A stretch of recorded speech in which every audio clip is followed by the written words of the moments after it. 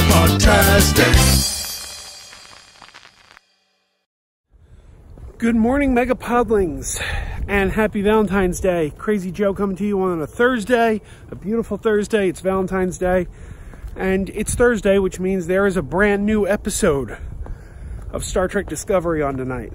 Now, I haven't said much about Star Trek Discovery this season, in part because I was asked early in the season to be a guest on the podcast Discovering Trek, and they wanted me to talk about the second episode of the season. So I thought, well, I better not talk too much about Star Trek so as not to steal their thunder. But that episode is it's out there now. We talk about episode 2 of season 2, the episode Eden. Is that the full title? Eden? I can't remember now. Discovery season 2, episode 2. And it was the Discovering Trek podcast.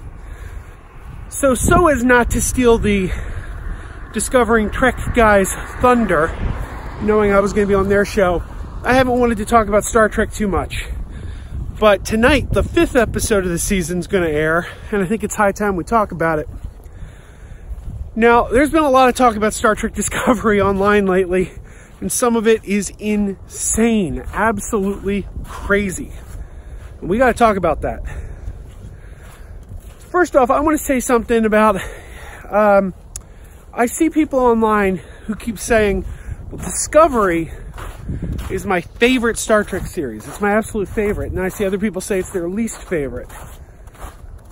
But as much as I love the show, and I do love the show, my wife and I every Thursday, we're very excited to see the new episodes.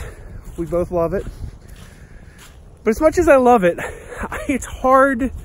I don't understand how people could say it's their favorite, because there's only 20 episodes. Like, as of today, the 21st episode will air tonight.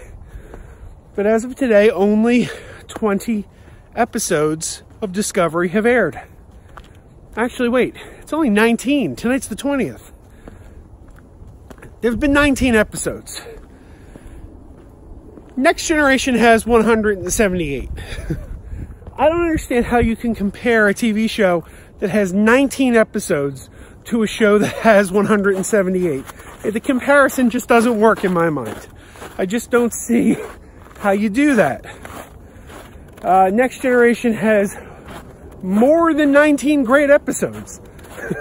A lot more than 19 great episodes, because they made 178. So, I will say this, though.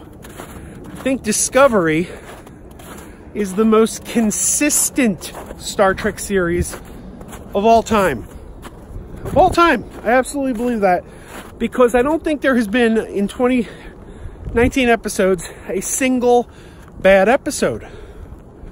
They've all been good. The first 2 episodes, the Vulcan Hello and the Battle of the Binary Stars, they were a little slow moving, because they were introducing the series, giving a lot of backstory. But they weren't bad. They were just a little slow. And then after that, it was full steam ahead. Season 1 was excellent. Season 2 has been excellent so far. And I can't think of another time in the history of Star Trek where we've gotten 19 consecutive great episodes. Because the original series and the Next Generation, as good as they are, have a lot of clunkers. And you can follow up some tremendous episodes like Best of Both Worlds and The Inner Light, Cause and Effect. You can get these great episodes, Measure of a Man, then follow them up with Shades of Grey, or Rascals, or Code of Honor. Like, if you watch a rerun of The Next Generation, one like BBC America, or whoever's showing reruns of Next Generation now, the odds, the statistics of good episode to bad episode, you have pretty good odds you're going to catch a clunker. And I love the show, but not every episode was a winner. Same with the original series. Up till now, I think Deep Space Nine has been the most consistent of all the shows. They were consistently really, really good. But even then, I don't know if they did 19 consecutive great episodes in a row. They had a clunker here and there. Episodes like Let He Who Is Without Sin. Terrible episode of Deep Space Nine. And I love Deep Space Nine. Terrible episode. I don't think they ever did 19 straight great episodes. So even though Discovery only has 19 episodes, I can't remember Star Trek ever having 19 great ones in a row before. So I will say that while I can't call it my favorite, it is by far the most consistent. Now, someone online was saying today, hey, rank your favorite Star Trek series from worst to best. Best to worst, excuse me. So I said number 1, Deep Space Nine. That's the best. Number 2, the original series. Number 3, The Next Generation. But here is the thing. If the quality of Discovery keeps up the way it has been, Discovery's at number 4, but it's gaining on number 3. I can't say a show with 19 episodes is as good as a show with 178 episodes. Can't do it. But it could someday, in my mind, be the better series. So there we go. Number 1, DS9. Number 2, the original series. Number 3, The Next Generation for now. Discovery at number 4, gaining on 3. Then at 5, we have Enterprise. And then for my least favorite, at 6, Voyager, which, you know, I got a lot of problems with Voyager. So anyway, what I really want to talk about today, there has been a video online which has then prompted other videos from other people commenting on the original video that has this batshit crazy theory that Star Trek Discovery is not in the same timeline as the original, The Next Generation, DS9, and Voyager. And this crazy pants theory goes that the Prime Universe, which is the universe they say Discovery takes place in, the Prime Universe is a construct of the 09 movie. And because the 09 movie is, you know, supposedly under a separate copyright, which, to the best of my knowledge, has never been proven. I've heard people say that, but I've never heard anyone with authority say that. But because the Discovery is set in the Prime Universe, and the Prime Universe was, we never heard mention of a Prime Universe until the 09 movie, that means that the Prime Universe is an alternate universe within the Kelvin reality of the movies, and that there are now 3 Star Trek timelines. The original timeline where the original series, Next Generation, DS9, took place, the Kelvin timeline where the movies took place, and Discovery's Prime timeline, which is an alternate timeline to the Kelvin timeline. This is crazy. This is crazy tinfoil hat conspiracy theory stuff, and I don't understand how anyone can take that seriously for even half a second. For this to be true, for this to be accurate, so many things have to line up. Number 1, Paramount and Bad Robot and CBS all would have had to be colluding with an elaborate plan to fool the fan base. Now, if there's one thing we know, Paramount and CBS don't get along. They've been arguing about the Star Trek rights for years. That's why Paramount can only make the movies, CBS can only make television.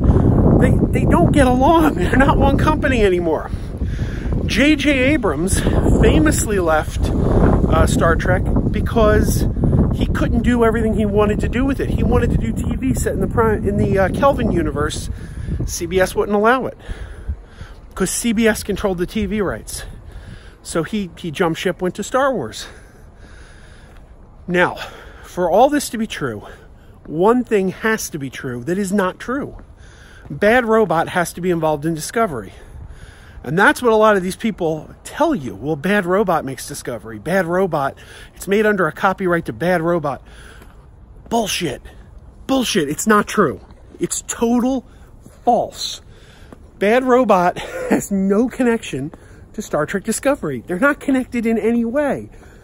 Now, the conspiracy theory goes that Bad Robot is secretly producing Star Trek Discovery, but they don't want you to know it. And Alex Kurtzman's company, Secret Hideout, that's really Bad Robot, but they're hiding themselves. They're disguising themselves. Bad Robot is disguising themselves as secret hideout or secret headquarters, whatever it's called. Does that mean secret hideout is a transformer because it's Bad Robot in disguise? Doesn't make any sense. This doesn't make any sense whatsoever. Hollywood production companies, Hollywood studios, Hollywood filmmakers, individuals, studios, corporations, they want credit. They want credit for their work. They're not seeking to do work and not let you know they're doing it. Bad Robot, CBS, Star Trek, that's a major, major, major franchise, 50 years old, more than 50 years old. If you and your production company gets the rights to make a TV show in that universe, you're not going to be secretive about it. You're not going to hide it. You're going to shout it from the rooftops. That's a major coup for your production company. So this notion that Bad Robot is producing a Star Trek show, but secret, they don't want you to know, is so asinine. You got to wonder how anyone could believe that. This is tinfoil hat, crazy pants, conspiracy theory stuff. So I just wanted to throw some cold water in the face of anyone who hears these ridiculous rumors about 3 timelines and this conspiracy to fool the fans. It's nonsense. It doesn't hold any water. It doesn't pass the smell test. You know what the smell test is? When you have some milk and you don't know if it's still good, and you smell it and you're like, oh, this milk smells bad. That's the smell test. This doesn't pass the smell test. And this isn't a major CIA operation. This isn't airplane. I don't know if you can hear that airplane. I don't know how anyone can think that TV production companies are colluding and being so secretive. It doesn't make sense. It just doesn't make sense. Yet people are buying this. And I see it posted on Facebook groups. You know, did you see this video? They're not actually the same timeline. This video proves it. It is insane.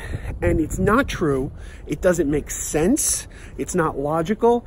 And I think the greatest disappointment to me, is Robert Meyer Burnett is an industry insider. He directed the movie Free Enterprise, and I'm a fan of his work. I think Free Enterprise is a tremendous movie. I've met the guy. He's a very nice guy. He took me on a tour of the place he used to work. I don't know if he's still at this company, but when I was in Hollywood, he took me around. He's a great guy. But he did a live stream the other night where he confirmed all of this. So basically, he gave credence to these tinfoil hat theories, and it just drove me crazy. I'm like, really? You're an industry insider. You know how these things work.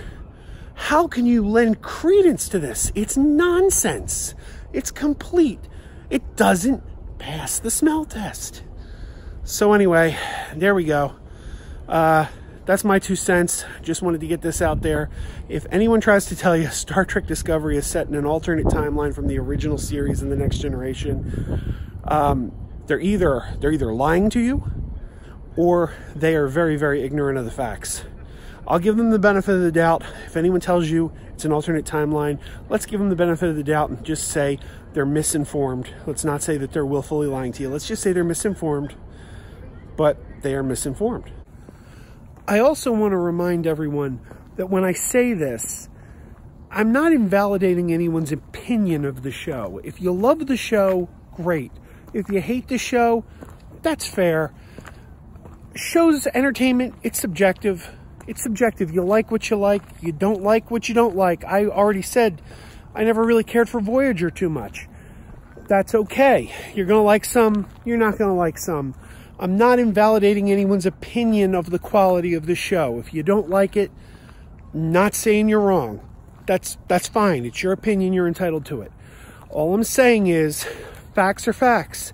Opinions are opinions. Your opinion of the quality is your opinion of the quality, but it does not change the facts of who owns the show, who produces the show, what copyright or license was used to make the show, or what timeline the show is set in.